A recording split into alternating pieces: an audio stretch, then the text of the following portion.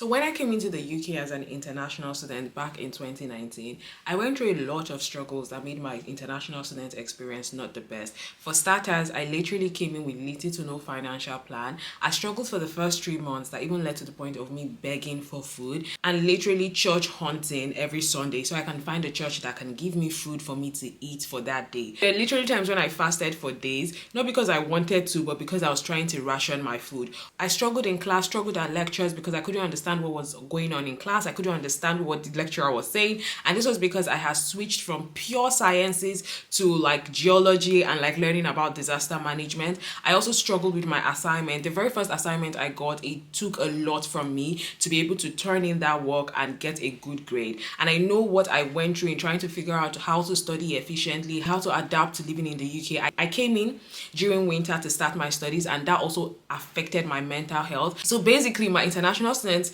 experience was not the best at the beginning, and so if I were to go to university all over again as an international student, these are the things that I'll be doing differently that would have made a significant impact in my overall student experience. So if you're a student looking to study in the UK or going to be resuming studies in the UK this 2023, this video is for you. If you know anyone who might be starting studies soon, please share this video with them as they're going to find it helpful. With that being said, let's dive right into it.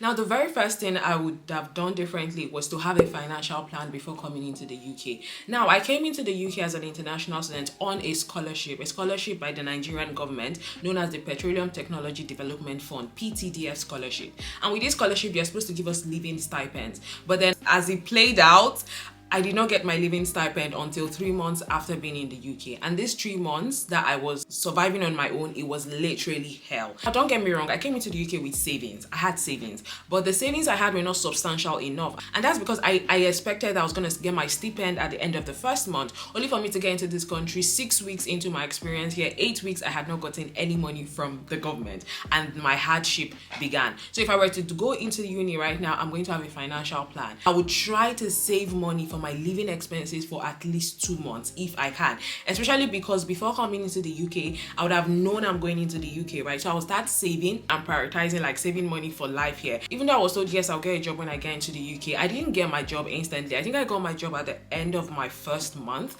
So it was really tight for the first 3 weeks, but I was so lucky that God connected me with a guardian angel. I literally lived with someone for the first 2 weeks of my stay in the UK, and she did not know me from Adam, but she took care of me, she fed me. God bless you, Monica. Thank you so much. So my point is, if I did not have that help, I don't know how I would have survived. So definitely having a financial plan, just having savings for at least 2 to 3 months of my living expenses, pending when I'm going to get a job upon arriving in the UK. That's the very first thing I will do, because that made me go through a lot of hardship not having money. I literally had to borrow money. I had to beg for food. I had to fast, compulsory fasting, not because I wanted to, but because I was literally broke.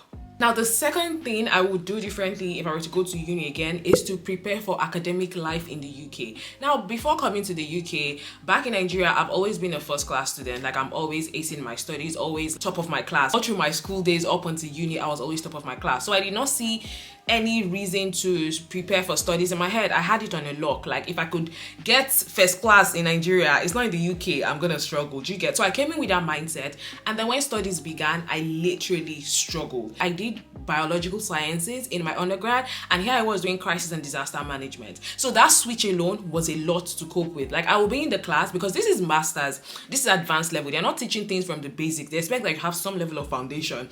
So I'm in class, this lecturer is talking about geophysics, talking about the earth moving, and I'm like, what is going on here? And most people in my class had like geology background, so they quite understood what was going on, and I was there like shocked and confused. Like, I wasn't even following in the classes. I really struggled. So what I will do differently is to prepare for academic success, especially if I'm switching courses. I'll begin to read up the fundamental things for that course that I'm switching into. If we're switching from biology to social work, I'll start reading up things about social work, the foundations of social work, like things I need to know at its elemental level to excel in social work as a study, if that makes sense. Another thing I'll do is to learn how to write essays. Like, before I even start my studies in the UK, I would have started watching tons of YouTube videos on how to write a first class essay, how to write critically, how to write a reflective essay. Like I would have started learning these things before I entered the UK or before I started studying, because I came in with the assumption that it was going to be smooth sailing, and it was not. One thing I would have also done is also learn like about plagiarism, how to avoid it, the different types of plagiarism, what I need to do to avoid getting like a high score in Turnitin, a high similarity score. Like I would have learned about all of these things, but honestly I just came in and I was like, you know what, I'm gonna ace it. But it's not like that. They said plan your to fail. They say failure to plan is what? Is a plan to fail. Failure to plan is a plan to fail. I've heard you say like that, you know. Yeah, so that's something I definitely would have done. Also, I have a video that talks about plagiarism, what it is, how to avoid it. You should check it out. I'm going to link it up. And I also have 2 videos talking about critical writing to get first class essays. You should check them out. I always get tons of feedback from those 2 videos, so make sure you check them out. They will be good places to start for studies in the UK. So another thing I would have done differently is jobs and careers, okay? So one thing I would have done is to start working on my CV as soon as I entered the UK. Or in short, even before I got into the UK, I would have rewritten my CV, ensure that it is up to UK standard, share it with people I know that are already in the UK for them to review for me, and just to be sure like my CV is good to go. Another thing I would have done, which I did not know I could do, was to start applying for jobs from outside of the UK. Once I was certain I was coming to the UK, I should have started applying for jobs. Like I mean part-time jobs from outside the UK. I know of people that got part-time jobs from outside the UK. Even before they got here, they already had a job waiting for them, and that's because they started on time. So start applying for part-time jobs. Like use LinkedIn, utilize LinkedIn, reach out to recruiters, like people that have recruiters on your bio, talk to them, send my CV. And you know, on the CV you may be like, oh, what address would you put? You need to put a UK address, you need to put a UK phone number. Honestly, you can omit your phone number and just be like it's an omission, but for the address, if you're not yet in the UK, you can use your university's address on the CV and start applying for jobs even before you get into the UK. That's something I definitely would have done if I were to go back and, you know, start all over as a student. Another thing that goes hand in hand with this is once I get into the UK, I'm gonna start applying for graduate jobs, like because it takes about a couple months for you to apply and then get the job. I wouldn't have waited until it was like 2 months to the end of my course before I start applying for graduate roles or like professional jobs. I would have started as soon as I got into the UK, like literally the first month or the second month, or like maybe a couple weeks, 6 weeks into my like arrival into the UK. I would have started applying for graduate roles, looking for professional jobs. And once again, there's a way to tweak your CV to ensure that you can apply for those roles even while you're a student. I have another video that talks about this, so make sure to check it out, how to apply for jobs as a student, even with CV templates. And then also, I feel like I need to do another video on CV writing, an updated one, because now I have gotten the opportunity to be on the other side of the conversation, where I am the one recruiting people, where I'm the one reviewing hundreds and hundreds of CVs. So if this is a video you would like for me to do, make sure to leave a comment down below. Should I do a video on how to write a CV for the UK job market in 2023? Basically things I have seen, mistakes that people keep making over and over again, and I'm like, oh my god, we need to stop doing this. So make sure to leave a comment down below if you want me to make that video. Okay, so the next thing I would have done differently if I were to go back to uni is to attend Freshers Week. So because there was a slight delay with my visa, I missed out on Freshers Week for my university. And in case you don't know what Freshers Week is, it's basically a week set aside to welcome new students to the university. They have like tons of activities and events throughout the week. They have like a party, they have like guides on where to find different things at the university. Like everything you need to know to make the most of your university time is literally like talked about in Freshers Week.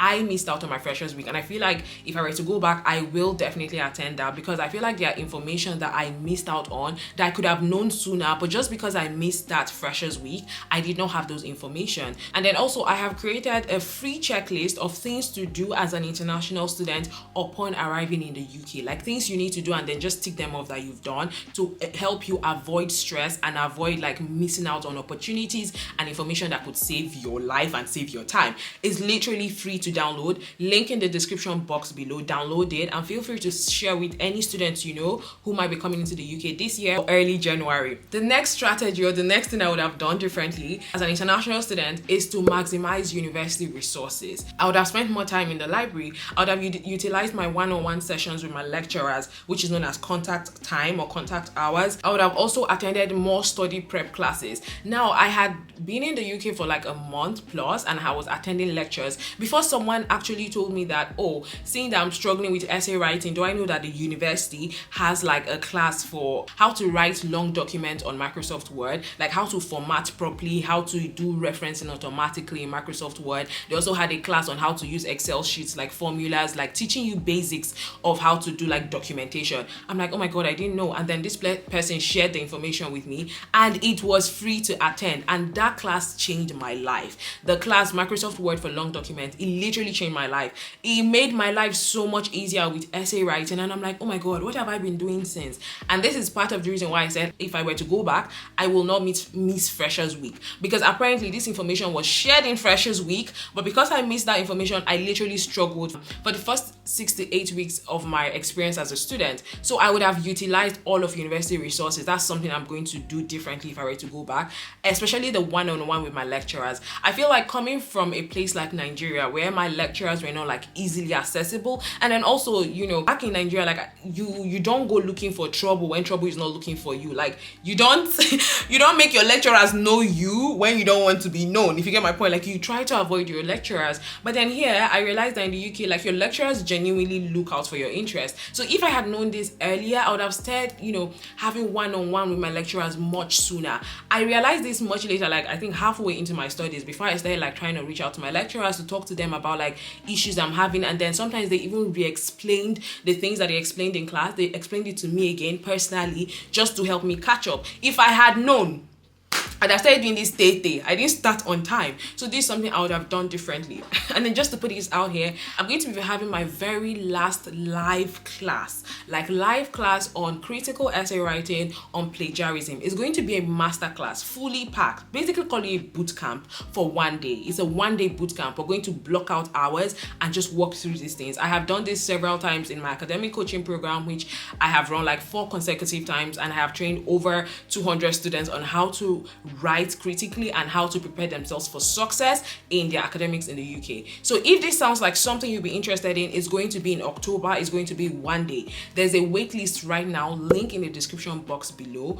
Click the wait list, join the wait list, indicate your interest for this class. If I see that the demand is a lot, we're definitely going to have this class in October. It's going to be one day, and we're just going to block out time and walk through all of these things to help make your life easier as a student, so you don't have to go through so many struggles that are literally unnecessary. Because once you get the foundation and the building blocks, you will soar in your studies in the UK. So make sure to click the link in the description box right now and indicate your interest for this bootcamp in October. Okay, another thing I would have done differently, which I think I should have mentioned this earlier, is with regards to finding jobs in the UK as a part-time student. I wouldn't have just limited myself to the things people said were easy to find. I wouldn't have limited myself to care jobs, to working at a factory or at a warehouse. I wouldn't have done that. I would have broadened my horizon. Like, yes, I would have applied for these jobs because actually it's easier to get these jobs, and then hold on to that and then apply for other things. Like, I know of international students that are working at different places. Like, not every international student in the UK works in care work, support work, you know, all of these other things that are very like easy to get. There are other jobs you can do out there. You can literally work at Zara. You can work as a sales assistant. You can work as a barista. You can work in a restaurant. You can work as a waiter. Like, there are other part-time jobs out there. Like, yes, given it might be a bit difficult to get these jobs, but it doesn't mean it's impossible. So if I were to go back, I would have definitely looked at applying for other types of job aside care, support, and, you know, warehouse jobs. So before we go on, if you're getting value from this video, please make sure right now to give this video a thumbs up. It's very important that you do this because it helps this video reach more people, and it also helps my channel. So please give this video a thumbs up. Thank you. Something else I would have done differently is to learn different study methods. So prior to coming into the UK, I knew what worked for me as a student. I knew that my peak time to study was 12 a.m. to 2 a.m. in the middle of the night. I did not joke with those times. As an undergrad, these were the times you will see me awake reading. During the day, I did not go to the library. I wasn't the library type during my undergrad. I'm like,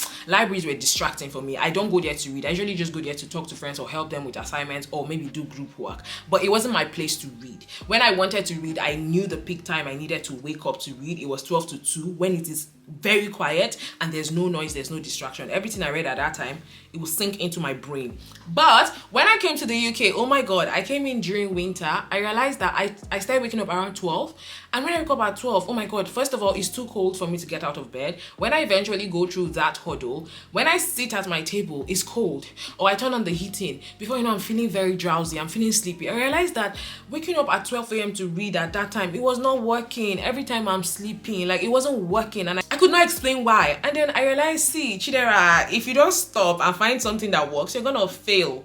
So what I did was I started trying out different study methods. If I had known, I would have started this sooner, like try out different study methods and see which one is going to work for me. I realized, okay, let me go to the library now and see if reading in the library here will make a difference. I went to the library, I realized, oh my god, I'm actually reading in the library. Like, I genuinely enjoyed reading in the library, and I realized, okay, this seems like this is a new method for me, reading in the library. And then reading in the library, I tried reading with friends. I realized that wasn't working. We ended up gisting. Not my cup of tea, I'm not gonna do that. And then I tried, listening to white noise. So I'm listening to like rainfall or like a babbling brook, and I realized that worked so well for me. I tried listening to classical music when reading because they said it will help you with retention, or like, fam, there's nothing I did not do. I did the Pomodoro study technique where I'll time myself to read for a certain time, then take a break and walk around the library, come back, time myself for a certain time, take a break. I did, and I realized I tried different study methods before I eventually found the one that stuck for me. So if I were going back, I would have started doing this sooner. Like, as soon as I enter, I'll be like, let's figure out how we're going to study in this country. Let's figure out what's going to work for me. So yeah.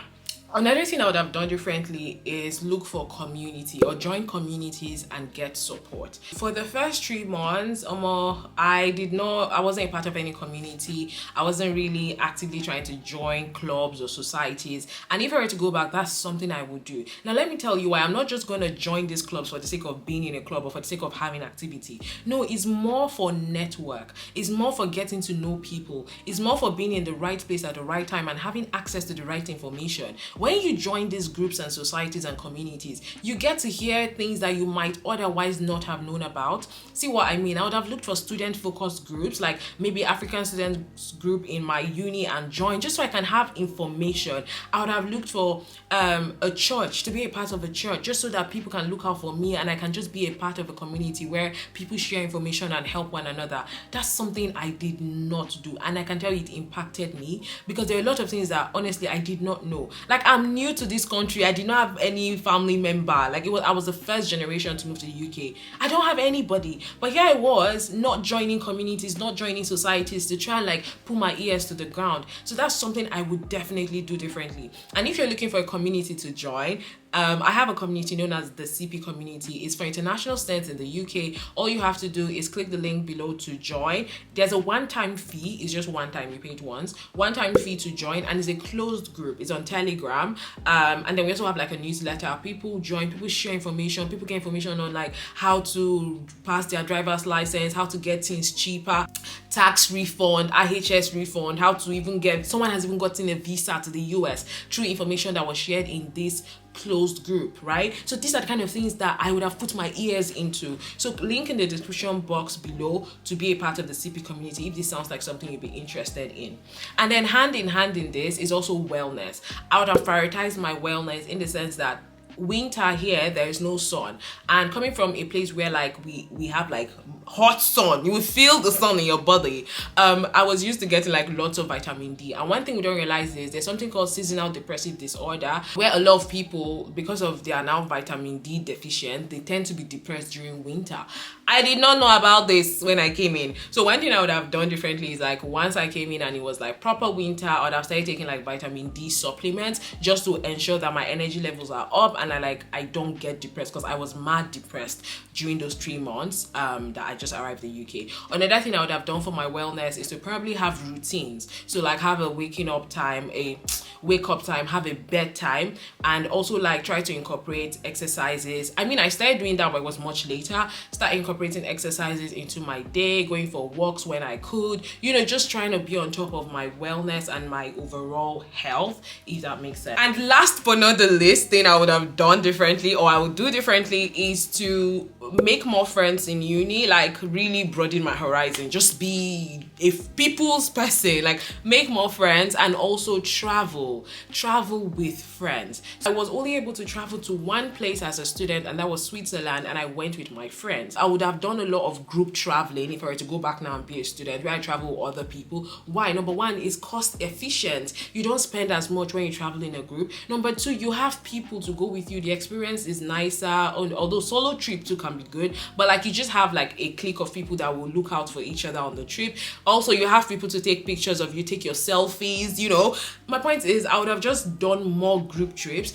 I mean, I could have done more group trips because during my time as a student was when COVID hit. So the world was literally shut down. I was lucky to go to Switzerland just before COVID happened. So if I were to go back as a student, it's something I'm definitely gonna do. Travel the world with my friends as a group in a bid to save money and in a bid to just like have shared experiences, if that makes sense. Okay, so I have been talking for a while. I hope you've got some value from this video. If you did, please don't forget to give this video a thumbs up because it really helps my channel. It really helps this content to reach more people. So make sure to give this video a thumbs up. Thank you so much for watching. Till next time, bye guys.